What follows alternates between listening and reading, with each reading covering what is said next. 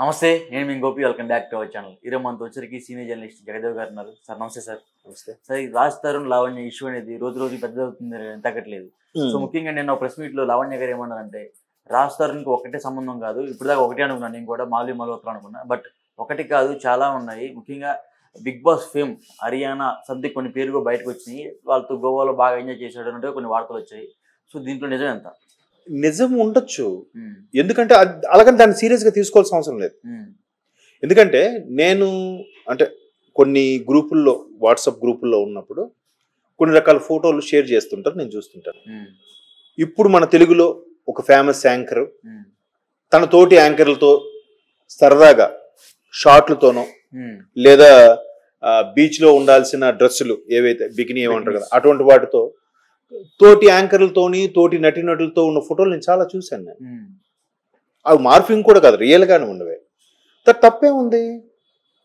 ఎవరైతే ఒక ప్రాజెక్ట్ కోసమో ఒక ప్రోగ్రామ్ కోసమో కలిసి పనిచేస్తున్నప్పుడు వాళ్ళు ఆ పరంగా వెళ్ళి మధ్య మధ్యలో, లేదంటే ఆ ప్రోగ్రామ్ కండక్ట్ చేసిన తర్వాత ఆ ప్రొడ్యూసర్ ఎవరో మనకి ఈ రోజుతో ఈ ప్రోగ్రామ్ అయిపోయింది, ఒకసారి మధ్యలో చూసారు మార్కెటింగ్ వాళ్ళకి కూడా వాళ్ళ టార్గెట్ రీచ్ అయితే ట్రిప్పులు పెడుతూ ఉంటారు. ఐడియా ఉందా? మలేషియా అని, సింగపూర్ అని, దుబాయ్ అని. అట్లాగే వీళ్ళు కూడా మంచి మంచి ప్రోగ్రామ్స్ అయినప్పుడు, లేదంటే గోవాలో ప్రోగ్రామ్స్ అయినప్పుడు కూడా వెళ్తారు. వెళ్ళి అక్కడ ప్రోగ్రామ్ 3 రోజులు అయితే ఇంకొక రోజు ఎక్స్ట్రా ఉండి అక్కడ సరౌండింగ్స్ చూసుకొని ఎంజాయ్ చేసుకొని వస్తారు. వాళ్ళకి అది సర్వసాధారణం. మనం అనుకుంటారు, అరే ఏంట్రా ఈమె అమ్మాయి ఇటువంటి డ్రెస్సులు వేసుకుని వాటితో కలిసి ఫోటో దిగిందంటే వాళ్ళు అవి పట్టించుకోరు. అవి వాళ్ళకి అలా సర్వసాధారణంగా ఉంటుంది.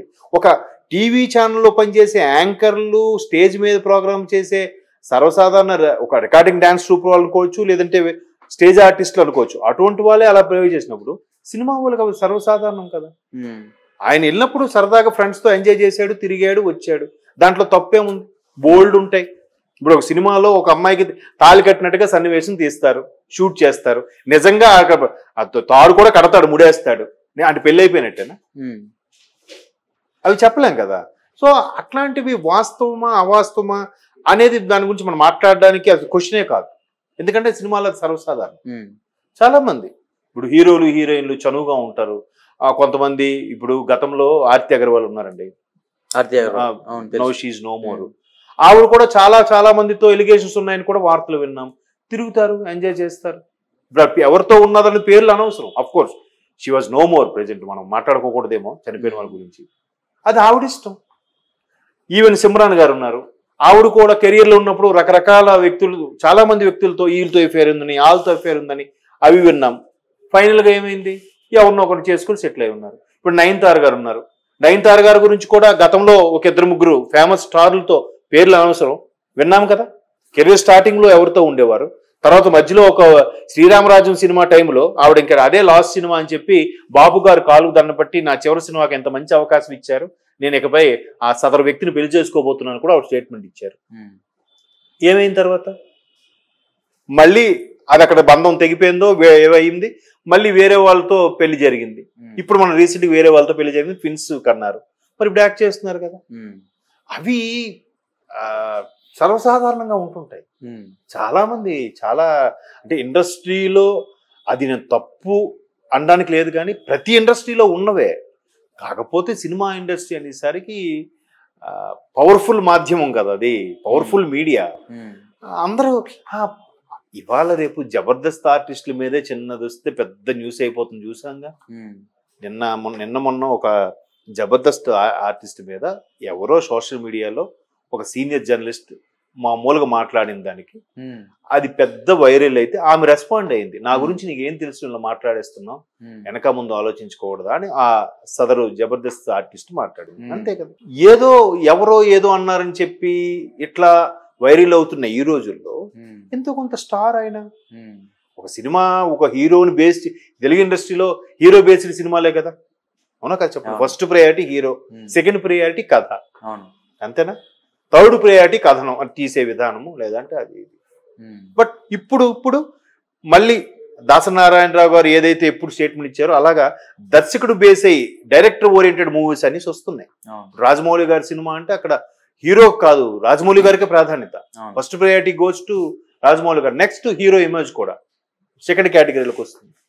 అలా చాలా మంది ఉన్నారు. పూరి జగన్నాథ్ గారు కానీ త్రివిక్రమ్ గారు కానీ చాలా మంది దర్శకులు ఉన్నారు కదా. అవును.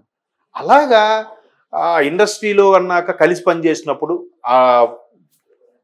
ఆ హీరోయిన్తో ఆ హీరోతో అఫైర్ ఉందనుకోవడం, రూమర్స్ రావడం, లేదు ఆ సినిమా ఉంది, ఆ సినిమా టైంలో ఆ హీరోయిన్కి సంబంధించిన కొన్ని షార్ట్స్ పెండింగ్ ఉండిపోయాయి. బట్ ఆ హీరోయిన్తో చేసే హీరో సన్నివేశాలు ఎక్కడో ఆ హీరో వేరే సినిమా ప్రాజెక్ట్లోకి వెళ్ళిపోయి ఉంటాడు. బట్ వీడేమనుకుంటాడు, ఆ డైరెక్టర్తో మాట్లాడి, సార్ మీ హీరో గారిది ఒక రోజు ఒక ఫోటో నాకు కేటాయిస్తే నాకు కొన్ని పెండింగ్ సీన్స్ ఉండిపోయి నేను ఆ హీరో గారు ఒప్పించుకుంటాను, నాకు యాక్సెప్ట్ చేయండి. ఆ ప్రొడ్యూసర్ డైరెక్టర్ మేము పలానా మారిషస్లో ఉన్నాము లేదా పలానా మలేషియాలో ఉన్నాం, మధ్యలో 1 డే మాకు రెస్ట్ ఉంది, మీ హీరో గారు ఒప్పుకుంటే మీకు తెచ్చుకోండి. అప్పుడు ఏం చేస్తారు డైరెక్టరు, ఈ ప్రొడక్షన్ మేనేజరు లేకపోతే డైరెక్టర్ కలిసి ఆ హీరోని తీసుకుని వెళ్తారు.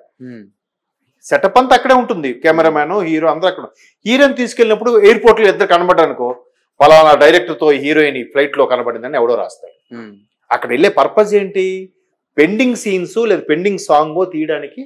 అక్కడ హీరో ఉన్నాడు, సెటప్ అంతా ఉంది, జస్ట్ హీరోయిన్తో పాటు వెళ్తే సీన్స్ తీసుకుని వచ్చి డైరెక్టర్ కాస్ట్ కటింగ్ దృష్టిలో వెళ్తాడు. పలానా హీరోయిన్తో ఎయిర్పోర్ట్లో కనబడిన దర్శకుడు డాష్ డాష్ అంటే అది ఉన్నట్టేనా?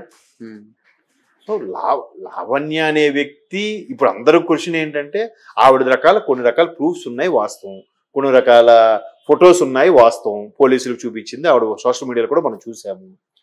బట్ ఎప్పుడో జరిగితే ఎప్పటి నుంచో ఎడమొహం పెడమొహం అంటే ఇప్పుడు ఎందుకు ఆవిడ తెర మీదకి వచ్చింది అనేది క్వశ్చన్ మార్క్. అవునా, గత సెప్టెంబర్ నుంచి ఆవిడ అరెస్ట్ అయ్యింది, ఏదో డ్రగ్స్ మీద అరెస్ట్ అయింది అనేది కూడా వాస్తవం, ఆవిడే చెప్పింది. 40 రోజులు ఎంతో రిమాండ్, 43 రోజులు ఎంతో రిమాండ్ లో ఉందంట. దానికి కారణం కూడా రాజధాని అంటున్నారు.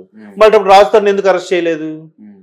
బయటకు వచ్చాక 40 రోజుల తర్వాత కూడా ఈ మీద కేసు పెట్టచ్చు కదా, లేదా నా మీద ఇలా మోసం చేశాడు కాబట్టి ఇంకా ఆడితో ఎందుకు లేని తెగదెంపులు చేసుకోవచ్చు కదా. మళ్ళీ ఆ గత అక్టోబర్ సెప్టెంబర్ లో జరిగింది ఇప్పుడు ఆగస్టు జూలై వరకు ఎందుకు ఆగినట్టు? ఇలాంటి రకరకాల డౌట్స్ వచ్చినప్పుడు ఇక్కడ రాజధాని తప్ప ఆవిడ తప్ప అనేది చెప్పలేం. ఆ 4 గోడల మధ్య జరిగింది వాళ్ళిద్దరికీ తెలియాలి. మూడో వ్యక్తిని ఇన్వాల్వ్ చేసినా మూడో వ్యక్తి కూడా ఆ రోజు నేను వచ్చినప్పుడు నువ్వు ఇంట్లో ఉన్నాడు, ఫ్రెండ్ గా ఉన్నాడేమో అనుకున్నాను, నీ భర్త నాకు తెలియదు, మీరిద్దరు భార్యాభర్తలుగా కలిసి ఉండొచ్చు, బట్ నేను ఫ్రెండ్ గా ఉన్నానేమో అనుకుంటాడు. సదరు హీరో పేర్లు కూడా చెప్పింది ఆవిడ. వాళ్ళని ఎందుకు వచ్చి సాక్ష్యం చెప్తారు? చెప్పరు కదా. మమ్మల్ని ఎందుకు లాగుతారు ఎందులో అన్నట్టే ఉంటుంది. సో ఇంక ఇది ఎన్ని మలుపులు తిరుగుతుందో, ఎటువంటి విషయాల్లో కొలిక్కి వస్తుందో, let us wait and see అంతే. Okay sir, thank you.